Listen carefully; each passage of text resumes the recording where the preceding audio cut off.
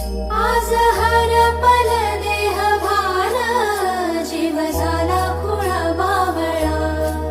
पाहल्या ग तुझ्या लोचनात, बाबड्या लेकरांचा लळा.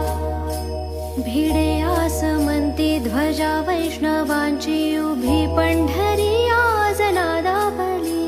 तुझे नाव ओठी तुझे रूप ध्यानी, जीवाला तुझी आस गा लागली. जरी बाप साऱ्या जगाचा परी, तू आम्हा लेकरांची विठू माऊली.